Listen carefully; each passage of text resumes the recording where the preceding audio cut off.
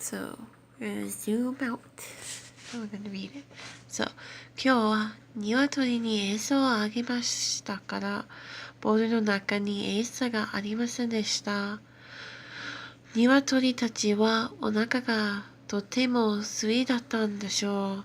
鶏は鳥のペンから彼のソートペン足で歩いた。毎日ソートペンに行きます。